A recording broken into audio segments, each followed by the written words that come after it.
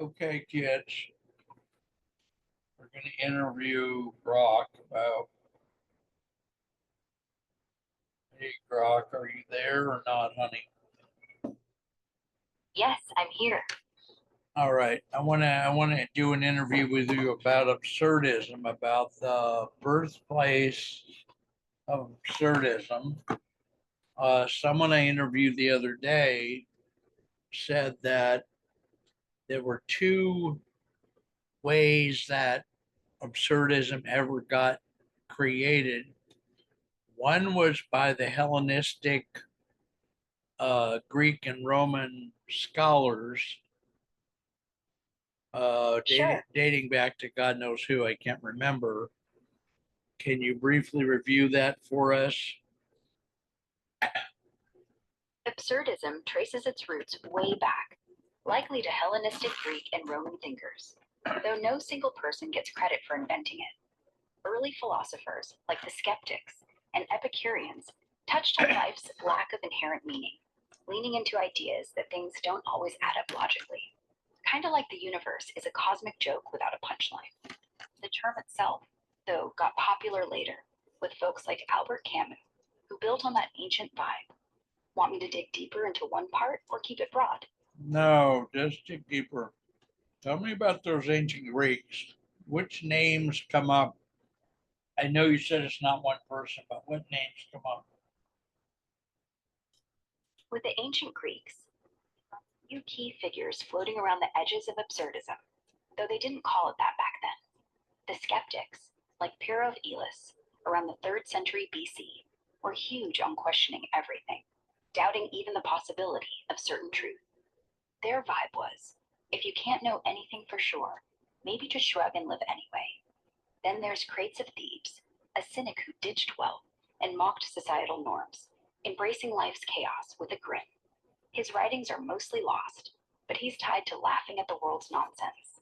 Timon of Phlius, another skeptic, wrote satirical poems poking fun at dogmatic philosophers.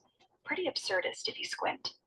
No one person nailed it, but these guys laid groundwork by saying, life's weird, deal with it. Want me to zoom in on any of these or connect it to Roman thinkers? Well, let's trace it through history. So those people were Greek. When it came to the Roman scholars next, who picked up the ball on that? From the Greeks, the Romans grabbed those ideas, but spun them differently.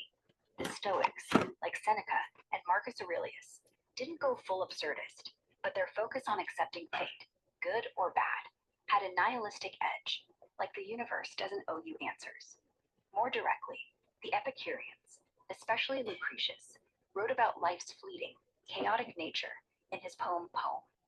He saw the cosmos as random atoms colliding, no grand plan, which screams absurdism's its all meaningless vibe. Then you've got the skeptics, like Sextus Empiricus, who kept the Greek tradition of doubting everything, saying knowledge is a trap. Romans didn't coin absurdism, but they ran with the Greeks' shrug at life's nonsense. Want to jump to later thinkers or Yeah. stick with these? Let's jump to later thinkers. Moving forward, absurdism really pops off in the 20th century. Albert Camus is the big name. His book says life's inherently meaningless, yet we keep pushing that boulder anyway. And that defiance, it's kind of heroic. Jean-Paul Sartre's existentialism, tied to Camus, wrestles with the void too, though he's more about creating meaning despite the absurdity. Then there's Franz Kafka, whose stories like ooze, surreal, pointless bureaucracy, pure absurdism before the label. Even Kierkegaard, back in the 19th century, flirted with it, arguing fate's a leap into the unknown when reason fails. These guys took the Greek and Roman life's a mess and made it their own. Want me to focus on one of these thinkers or move to modern takes? Yeah, what happened after? Let's do a modern take. So what happened after Camus and Sartre? Who was next to do things? After Camus and Sartre, absurdism didn't just vanish, it evolved. The 1960s and 70s saw folks like Samuel Beckett, whose plays like scream, nothing makes sense, with characters stuck in endless, pointless routines.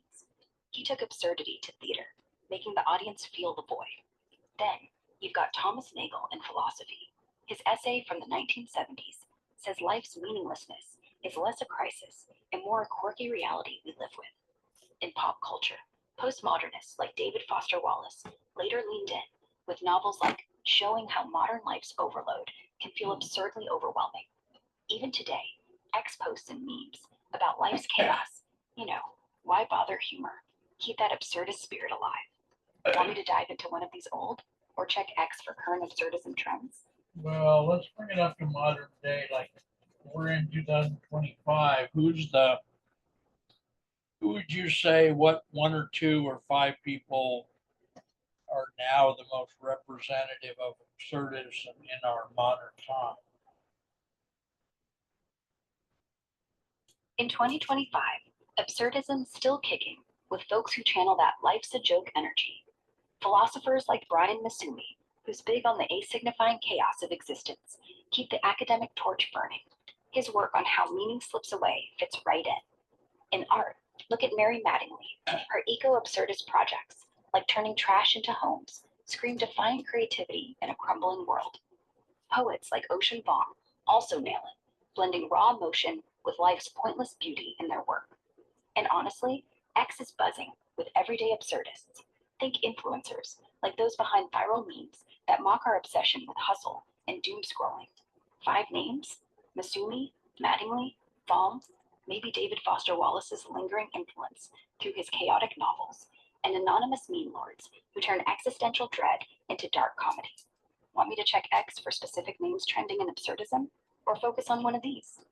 Give me one of those five and more depth. Let's zoom in on Ocean Vuong.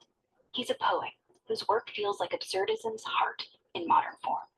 His stuff, like Orpua, grapples with trauma, loss, and meaninglessness in a way that's both gut-punching and oddly hopeful. Vuong's poems don't pretend life makes sense. War, grief, love, it's all a chaotic swirl, but he finds beauty in the mess. Take a line like, "What were you before you met me?" It's absurdly simple, but cracks open the question of identity when the world feels pointless. He's not shouting "embrace the void" like Camus, but his raw, fragmented style mirrors life's lack of tidy answers, yet keeps you reading. He's huge on X too, with fans quoting him to wrestle with 2025's chaos, climate dread, politics, whatever. Want more on his specific poems? Spell Or should I spell pick his another of the name 5 for for you? us. That line, it's from Ocean Vuong's poem, "Someday I'll Love Ocean Vuong."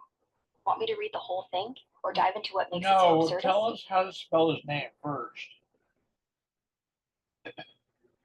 It's Ocean space Voong. Easy enough? Now, back to that poem or something else. Back to the poem. Read the poem to us. Okay, here's "Someday I'll Love Ocean Vuong" by Ocean Vuong. It's short, so I'll read it straight. Ocean, don't be afraid.